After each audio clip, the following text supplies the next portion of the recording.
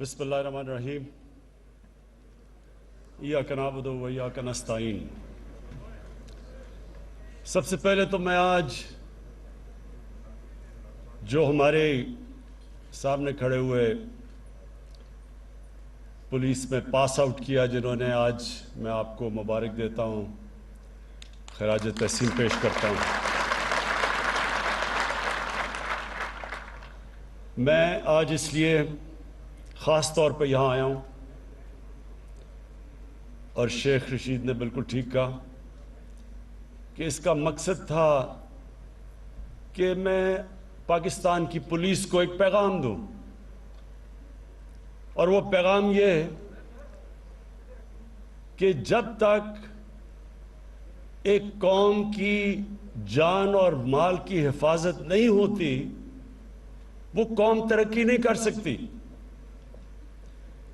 جو بارڈرز پہ قوم کی جان اور مال کی حفاظت کرتی ہے وہ پاکستان کی فوج ہے، اور جو اندر ملک کے جو سیکیورٹی دیتی ہے ایک قوم کو، اور جو ایک انویسٹر کی، ایک بزنس مین کی، ایک شہری کی جو پروٹیکشن دیتی ہے وہ ہے پولیس۔ اور جب تک، اور آپ دنیا کی تاریخ اٹھا کے دیکھ لیں، میں ایک ہسٹری کا اسٹوڈنٹ ہوں، آپ دنیا کی تاریخ اٹھا کے دیکھ لیں کہ کبھی قوم میں خوشحالی نہیں آتی جب تک لا اینڈ آرڈر نہیں ہوتا، جب تک سیکیورٹی نہیں ہوتی لوگوں کے لیے۔ اس لیے پولیس کا بہت بڑا ایک مقام ہوتا ہے ایک معاشرے میں، اور مجھے افسوس سے کہنا پڑتا ہے کہ وہ آج تک پولیس کا وہ مقام نہیں ہوا ہمارے معاشرے میں۔ اس کی ایک تاریخ ہے پیچھے۔ غلامی کا دور تھا، انگریز کی پولیس تھی، تو انگریز پولیس سے غلط حرکتیں کرواتا تھا، لوگوں کو دباتا تھا، لوگوں کے حقوق ختم کرتا تھا، پولیس سے لوگوں کو خوف تھا۔ وہی انگریز اپنے ملک میں، پولیس وہاں اس طرح کی نہیں تھی۔ اپنے ملک میں جو پولیس تھی وہ شہریوں کی دیکھ بھال کرتی تھی، شہری اس کو اپنا سمجھتے تھے، لیکن کیونکہ یہاں ہمیں غلام بنایا ہوا تھا اور حکومت کرتا تھا تو پولیس کا رویہ یہاں مختلف تھا۔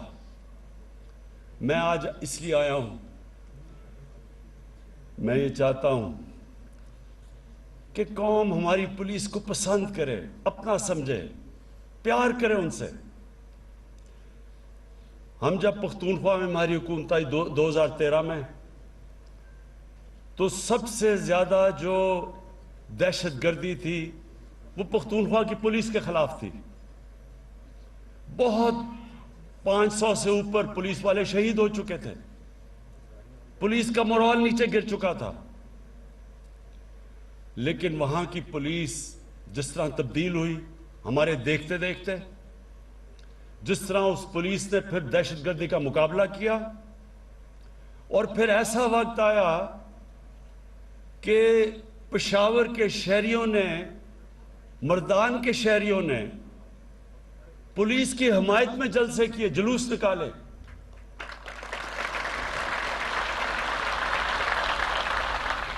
اور مجھے بڑا فخر ہوا کہ اپنی آنکھوں کے سامنے میں نے اس پولیس کو بدلتے دیکھا۔ تو میں آج آپ کو بھی، کیونکہ آپ نے آج پاس آؤٹ کیا ہے، آپ کو میں اپنی زندگی کے تجربے سے اور جو میرا اللہ میں ایمان ہے اس سے آپ کو ایک ایڈوائس دینا چاہتا ہوں۔ یہ اپنی زندگی میں ہمیشہ یہ بات یاد رکھنا، یہی میں ایڈوائس اپنے بچوں کو دیتا ہوں کہ جب ہم اللہ سے نماز میں صرف ایک چیز مانگتے ہیں کہ اللہ ان کے راستے پہ لگا جن کو تو نے نعمتیں بخشیں، ان کے نہیں جو اپنی تباہی کے راستے پہ نکل گئے۔ ہمیشہ آپ کے سامنے میں دو راستے آئیں گے، ہر انسان کے سامنے میں کبھی نہ کبھی اس کو فیصلہ کرنا پڑ جاتا ہے، دو مختلف چوائسز آ جاتی ہیں۔ میں جب کرکٹ میں اوپر آ رہا تھا تو میرے سامنے بھی یہ دو راستے آ گئے. ساؤتھ افریقہ میں ان دنوں میں کرکٹ کھیلتے تھے, وہ اپارٹھائیڈ کی رجیم تھی, یو این کی سینکشنز تھیں, تو بڑے پیسے دیتے تھے ساؤتھ افریقہ کرکٹ کھیلنے کے لیے. تو بڑا مجھے پیسہ آفر ہوا کہ آپ ساؤتھ افریقہ آ کے کرکٹ کھیلیں.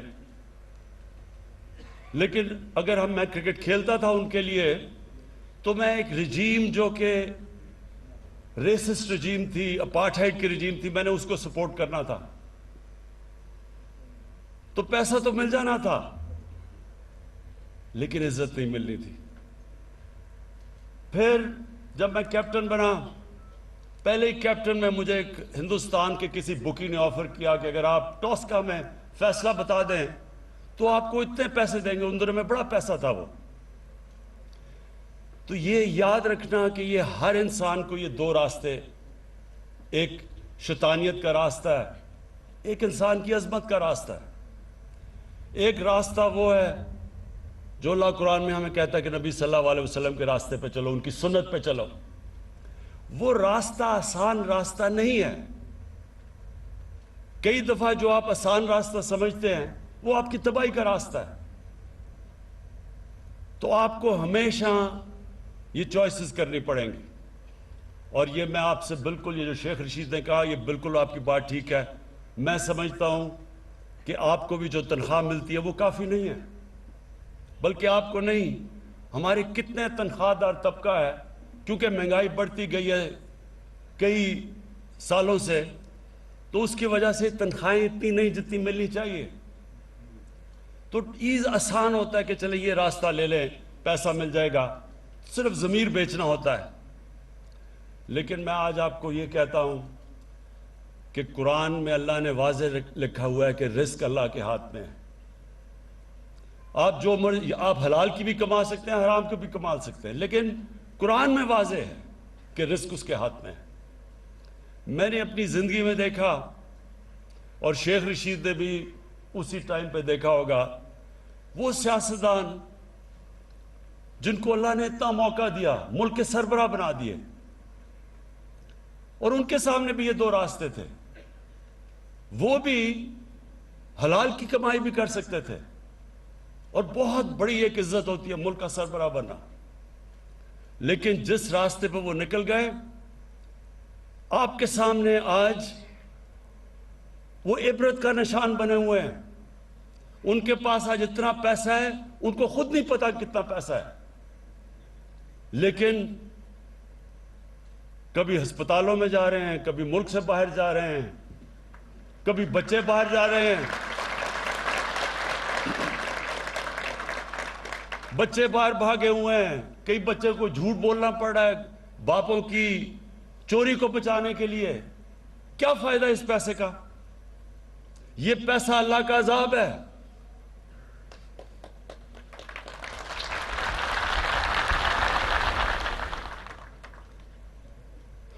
تو میں آج آپ کو پھر یہ ایک چیز بتانا چاہتا ہوں کہ ساری یہ یاد رکھیں, کئی لوگ نماز پڑھتے ہیں, ان کو پتہ ہی نہیں وہ کیا مانگ رہے ہیں اللہ سے. 5 وقت میں اللہ کی جب نماز پڑھتے ہیں صرف ایک چیز مانگتے ہیں, اللہ ان کے راستے پہ لگا جن کو تو نے نعمتیں بخشی. یعنی آپ کا خوشی کا راستہ ہے. جو نعمتیں جب اللہ کسی پہ بخشتا ہے وہ سب, اس کو تو اندر سکون مل جاتا ہے. اور جو راستہ ہم سمجھتے ہیں کہ آسان راستہ ہے, ہم دیکھتے ہیں لوگوں کو کہ بڑے بڑے محلوں میں رہ رہے ہیں, اصل میں ان کی اصلیت تو اندر کیا ان کے اوپر گزر رہی ہوتی ہے وہ اللہ جانتا ہے. عذاب ہوتا ہے. تو آپ کے لیے, کیونکہ آپ کا بہت بڑا رول ہے معاشرے میں, پولیس کا بہت بڑا رول ہے. پولیس ایک معاشرے کے اندر جب لوگوں کی حفاظت کرتی ہے اور لوگ پولیس کو اپنا لیتے ہیں, میری بات یاد رکھنا کہ وہ معاشرہ اٹھ جاتا ہے. کیونکہ وہاں سب سے بڑی چیز انویسٹمنٹ آنی شروع ہو جاتی ہے, سرمایہ کاری شروع ہوتی ہے. ہمارے بیرون ملک پاکستانی وہ سب سے بڑا اس ملک کا اثاثہ ہے. میں کیونکہ میرا واسطہ ان سے زیادہ تھا دنیا میں کرکٹ پہ پہلے ٹریول کرتا تھا, پھر اس کے بعد ویسے جب میرا باہر جانا ہوتا ہے تو ان کو سب سے بڑا مسئلہ کیا ہوتا ہے کہ وہ جب اپنا باہر سے پیسہ پاکستان لے کے آتے ہیں، کوئی پلاٹ لیتے ہیں، کوئی گھر لیتے ہیں، یا قبضے ہو جاتے ہیں ان پہ، تو جب وہ گھر اور پلاٹ ہی نہیں لے سکتے، وہ یہاں سرمایہ کاری کیسے کریں گے، فیکٹریاں کیسے لگائیں گے؟ تو وہی ذہن میں ڈال لیں کہ صرف اوورسیز پاکستانی اس ملک کو اٹھا سکتے ہیں۔ لیکن ان کا مسئلہ کیا ہے؟ ان کو اس وقت اعتماد نہیں ہے کہ ہمارا پیسہ، ہماری انویسٹمنٹ سیکیور رہے گی، سیف رہے گی۔ اور اس لیے پولیس کا بہت بڑا رول ہے اس پاکستان کو اوپر اٹھانے میں۔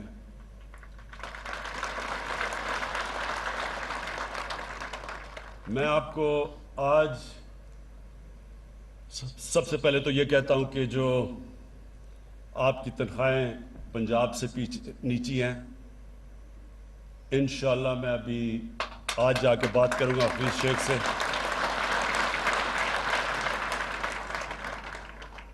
میں آپ کو یہ سب کو بتا دوں کہ یہ ملک، ہم جب پچھلے 2 سال سے جو ہمارے معاشی حالات ہیں، سب سے بڑا مسئلہ کیا ہے؟ ملک کے گھر کی طرح ہوتا ہے، گھر مقروض، سب سے زیادہ قرضے چڑھے ہوئے ہیں۔ تو جب ایک گھر پہ قرضے چڑھتے ہیں تو کیا کرتا ہے گھر؟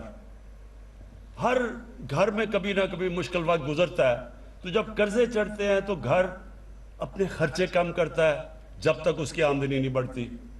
تو جب خرچے کم کرتا ہے تو تکلیف ہوتی ہے لوگوں کو۔ ہم نے بھی میں نے اپنے آفس کے پرائم منسٹر ہاؤس اور پرائم منسٹر آفس کے 60 سے 70% خرچے کم کیے ہیں۔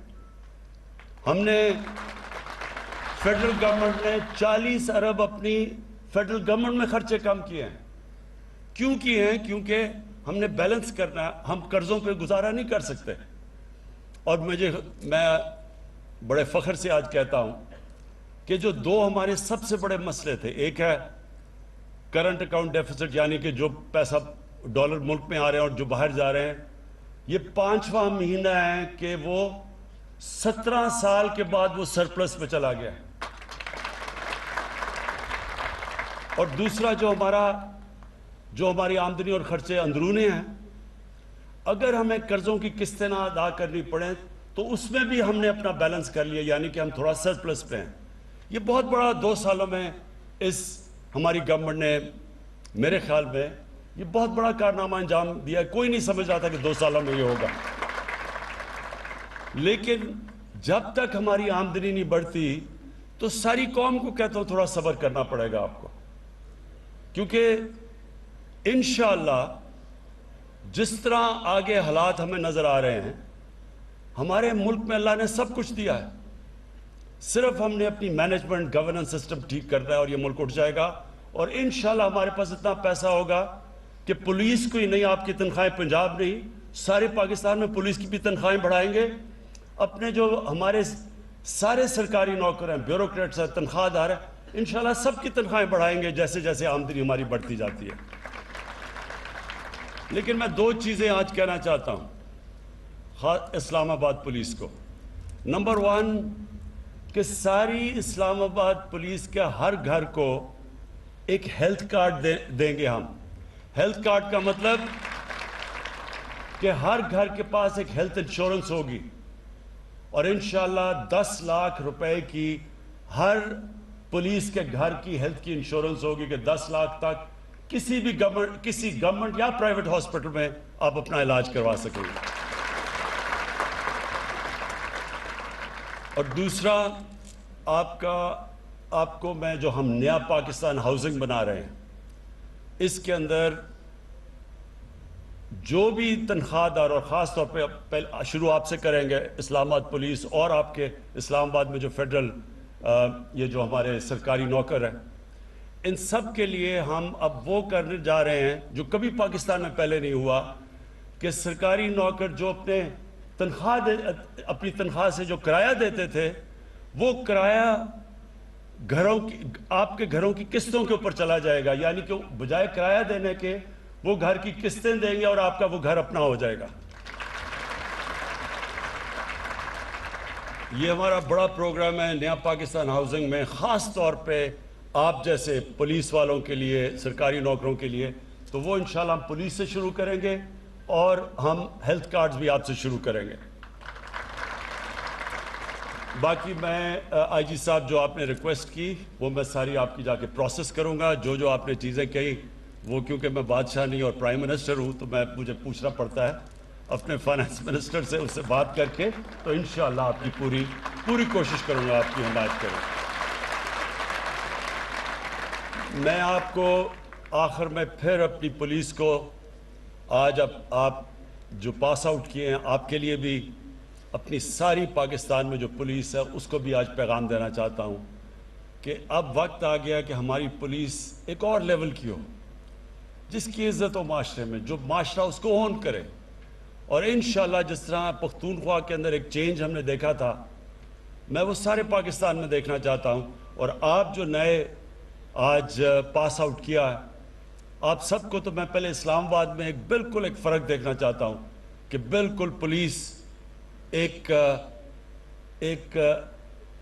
جس طرح نیا پاکستان ہے ایک نئی پولیس فورس ہمارے سامنے آئے جو ایک بالکل مختلف اس کی ایٹیٹیوڈ ہو, اس کا ایک لوگوں کے اندر.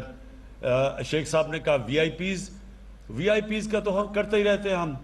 میں چاہتا ہوں کہ جو عام ہمارا شہری جو غریب آدمی ہے آپ اس کو وی آئی پی بنائیں, وہ آپ کے لیے وی آئی پی ہو, اس کی رسپیکٹ ہو. ایک معاشرے کی پہچان کبھی نہیں ہوتی کہ اس معاشرے میں وی آئی پیز کیسے رہتے ہیں. ایک معاشرے کی پہچان وہ ہوتی ہے کہ جو اپنے کمزور طبقے کو وہ معاشرہ کیسے رکھتا ہے. اور انشاءاللہ آپ کی ایٹیٹیوڈ جب میں دیکھوں گا اپنے غریب لوگوں کی طرف آپ کی ایٹیٹیوڈ کیسی ہے, اور اس کے بعد پھر میں اگلی بھی آپ کی پاسنگ آؤٹ پریڈ پہ آؤں گا اور آ کے پھر بتاؤں گا کہ ایک سال میں کیا فرق پڑا ہے. بہت بہت شکریہ.